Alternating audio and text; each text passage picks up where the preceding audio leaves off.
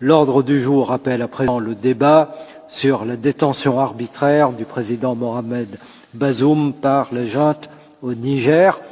Je donne la parole tout d'abord aux auteurs de la résolution. Pour commencer, Christophe Gomard.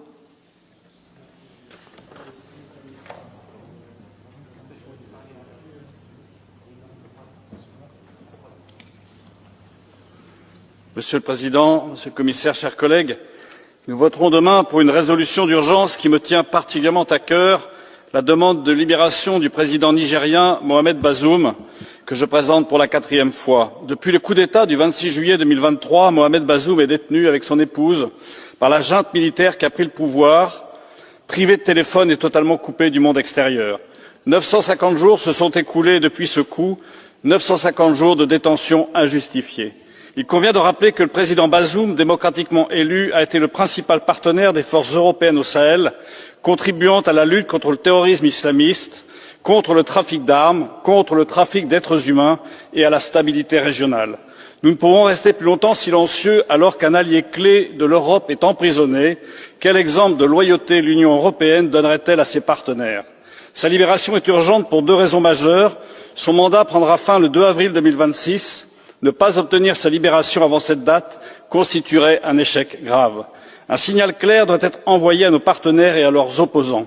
L'Europe est un allié assumant ses engagements envers ceux qui ont coopéré avec elle pour plus de sécurité et plus de liberté.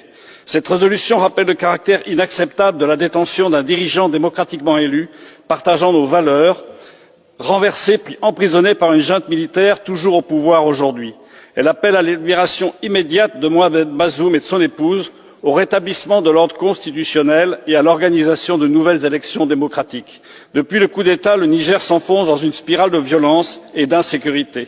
La junte militaire laisse son territoire en proie à des groupes djihadistes responsables de nombreuses attaques meurtrières, notamment contre des minorités religieuses. Nous ne pouvons nous y résigner. Je compte sur votre soutien pour cette résolution qui porte bien son nom, une résolution d'urgence. Merci. Merci beaucoup, cher collègue. Muriel Laurent. Merci, Monsieur le Président, Monsieur le Commissaire, chers collègues. Le coup d'État et l'arrestation du président Bazoum ont marqué un basculement dans l'histoire du Niger. La population nigérienne, l'une des plus pauvres du monde, fait face aujourd'hui à une insécurité croissante. Des millions de personnes sont déplacées et dépendent de l'aide humanitaire pour survivre. Dans ce contexte, la décision de la junte de dissoudre massivement les ONG et d'expulser les organisations internationales a des conséquences dramatiques. Soyons clairs, la junte ne pourra pas remplacer ces acteurs humanitaires. Il est urgent de leur permettre de reprendre leur mission vitale. Mais l'urgence est aussi politique. Sans un retour immédiat à l'état de droit, il n'y aura ni paix ni développement. La société civile doit pouvoir agir librement pour préparer une transition démocratique rapide et crédible. Enfin, tous les prisonniers politiques doivent être libérés, y compris Mohamed Bazoum, car sans liberté fondamentale, sans respect de l'état de droit, il ne peut y avoir de stabilité durable pour le peuple nigérien. Le temps presse, le monde ne peut rester silencieux. Merci beaucoup. Nathalie Loiseau. Merci, Monsieur le Président. Depuis bientôt 3 ans, des militaires ont pris le pouvoir au Niger à la faveur d'un coup d'État. Depuis, le président Bazoum est détenu. Les militaires français qui aidaient le Niger à combattre le terrorisme ont été priés de partir. Quel est le bilan de ces 3 années? Il est hélas catastrophique. Le Niger n'est plus une démocratie, les milices djihadistes progressent, la population souffre considérablement. Mais à Niamey, la junte a une explication et un bouc émissaire, la France. La France qui n'est plus là, mais que les putschistes accusent de tous les maux en recourant massivement à la désinformation. À les croire, la France enlèverait des enfants, préparerait un coup d'État et armerait les djihadistes, rien de moins.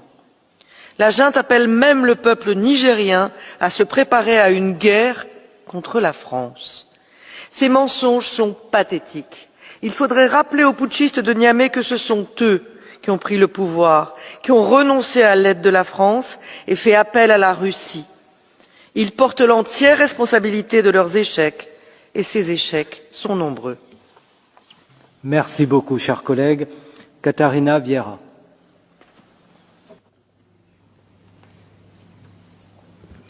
Dear Chair, colleagues. Monsieur le Président, mes chers collègues, Monsieur le Commissaire, plus de 2 ans après le coup d'État, Mohamed Bazoum, démocratiquement élu, est toujours incarcéré sans avoir été mis en accusation ni jugé. J'exige sa libération immédiate et inconditionnelle pour lui, mais aussi pour tous ses compagnons de prison. Mohamed Al-Shari, par exemple, qui était mis en prison pour avoir osé critiquer les autorités. La junte s'en prend à tous ses opposants, à la société civile, aux journalistes. Et malheureusement, c'est un schéma qui se répète au Sahel. On voit que la liberté de la presse recule. Le moment est venu d'inverser la tendance. Or, le Niger fait face à une grave crise humanitaire. Le changement climatique, l'insécurité, l'économie atone, tout cela fait que plus de 3 millions de personnes sont désemparées, sans assistance. L'Union européenne doit leur tendre la main. Le Parlement demande la restauration de l'ordre constitutionnel et le respect des droits fondamentaux pour tous les habitants du Niger. Thomas Frölich. Mr. President. Monsieur le Président, le Niger, c'est un État fragile. Le terrorisme islamiste, la pauvreté, ces problèmes existent depuis des années. Le coup d'État militaire a déstabilisé encore plus le pays. Le président Bazoum est retenu depuis plus de 2 ans et demi. Des ONG ont condamné cela. On pourrait dire que cela n'a rien à voir avec nous. Le Niger, c'est très loin, mais ce n'est pas le cas. Le Niger, c'est un partenaire important pour nous dans la lutte contre le terrorisme islamiste, mais également en matière de gestion des frontières. C'est un pays de transit clé pour la migration, une population qui croît rapidement. La déstabilisation du pays nous livrerait au terrorisme islamiste et à une plus forte vague migratoire. Ce n'est pas dans l'intérêt du Niger ni dans le nôtre. On demande donc la libération du président Mohamed Bazoum. Il faut trouver des moyens de coopérer avec le Niger en termes de gestion de la migration, de lutte contre le terrorisme. Chers collègues, cela fait bientôt 3 ans depuis que le président Bazoum, élu démocratiquement, est détenu arbitrairement par la junte militaire. Il n'a pas réellement accès à une défense, à des avocats. Moi, j'ai eu l'occasion de travailler avec le président Bazoum lorsque je présidais le groupe comité consultatif sur le terrorisme de l'Assemblée interparlementaire Union africaine. Et voilà où nous en sommes maintenant. C'est une situation qui ne cesse de se dégrader. Monsieur le Président, Bazoum était un partenaire important dans notre lutte contre le terrorisme, contre la criminalité organisée, mais aussi contre l'immigration clandestine au Sahel. C'est la raison pour laquelle nous devons envoyer un message très fort. Le président Bazoum et son épouse doivent être libérés immédiatement. Et il faut revenir à l'ordre constitutionnel au Niger et à une démocratie véritablement crédible. Merci. Hans Eid. Je vous remercie, Monsieur le Président. Monsieur le Commissaire, nous exigeons la libération immédiate du président démocratiquement élu et de son épouse. 2 ans après le coup d'État, l'incarcération du président, l'incarcération arbitraire continue. Il est menacé de la peine de mort. Les partis politiques sont interdits. Il est impossible de protester de manière pacifique dans le pays. Les responsables de crimes contre l'humanité et de crimes de guerre doivent être mis devant leurs responsabilités. Personne ne peut dire qu'il est étonné par la situation au Niger. Nous avions été avertis du risque de coup d'État. Je me souviens que nous en avions parlé dans les enceintes ACP. Aujourd'hui, l'Union européenne doit renforcer son engagement diplomatique afin que l'aide humanitaire puisse être acheminée vers les habitants du Niger. Beaucoup en procédure catch the eye, Sébastien Tinkinen.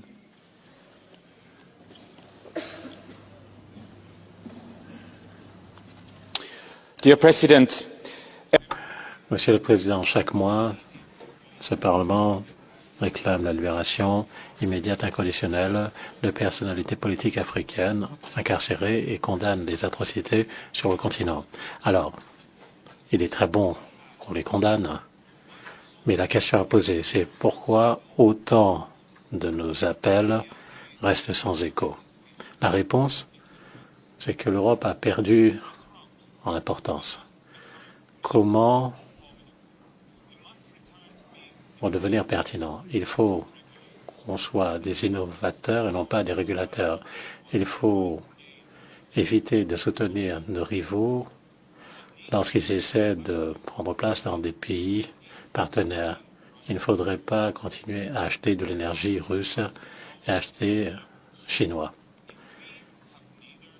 Il faut le pouvoir ou un moyen de pression sur la scène internationale. Si on n'a ni l'un ni l'autre, on n'y parviendra pas. Il faut redonner la main à l'Europe.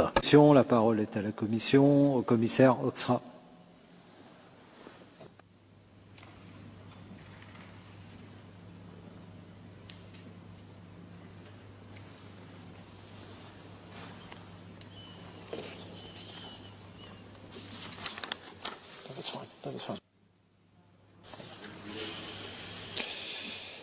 thank you very much. Merci, Monsieur le Président, et un grand merci aux députés pour leur contribution. Alors, je vais m'exprimer une nouvelle fois au nom de Kaja Kallas. Depuis le coup d'État de juillet 2023, les droits humains au Niger se sont dégradés de façon très claire.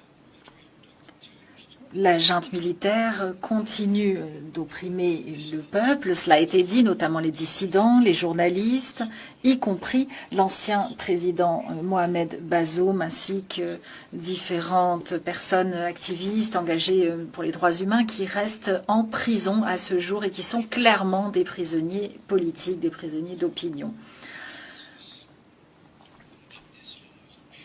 Alors je crois qu'ici, chacun le sait bien, depuis ce coup d'État, eh bien, les relations entre l'Union européenne et le Niger sont marquées par la défiance, des liens diplomatiques qui se sont distendus, marqués par des accusations infondées et qui ne sont pas de notre fait. L'aide humanitaire a été largement suspendue et l'image de l'Union européenne est considérablement écornée. Alors, si nous avons une approche pragmatique de notre engagement, de notre présence, c'est à travers notre diplomatie, c'est absolument essentiel. Monsieur le Président, Mesdames et Messieurs les députés, pour être plus efficace, eh bien, une nouvelle approche du Sahara des pays du Sahel a été adoptée par le Conseil Affaires étrangères en novembre 2025 et nous avons eu l'occasion de le noter lorsque nous sommes rendus au Sahel, notamment au Niger. Lorsqu'il y a eu des rencontres avec des représentants de haut niveau, tels que le Premier ministre et d'autres parties prenantes absolument essentielles. Ça a été l'occasion également de faire la démonstration pour le Niger d'améliorer son souhait de discuter avec l'Union européenne. Mais cela a révélé aussi à quel point les désaccords étaient profonds et à quel point il fallait en parler franchement, directement. Bien évidemment, la situation de l'ancien président Bazoum et les restrictions que rencontrent les acteurs de la société civile et les médias indépendants ont aussi fait l'objet de discussions lors de cette visite au Sahel, au Niger. Et pourtant, cette visite n'a pas permis d'engranger de réels progrès, alors qu'il s'agissait à minima d'améliorer nos relations. Monsieur le Président, Mesdames et Messieurs, j'ai entendu votre préoccupation, l'inquiétude que vous avez exprimée quant à la situation au Niger et nous les partageons. Bien évidemment, la répression des voix dissidentes ne cesse de progresser depuis trop longtemps. L'Union européenne va continuer d'exprimer sa préoccupation quant aux violations systématiques des droits humains dans le pays, comme nous le faisons d'ores et déjà à chaque session du Conseil de sécurité des Nations Unies. Et nous savons que c'est compliqué, mais il faut une cohésion au sein de notre diplomatie. Nous devons continuer à rester présents dans cette région du Sahel. Il faut être impliqué là-bas. C'est absolument fondamental et c'est aussi dans l'intérêt de l'Union européenne. Merci. Merci beaucoup, Monsieur le Commissaire. Le débat est clos. J'ai reçu 6 propositions de résolution et le vote aura lieu demain.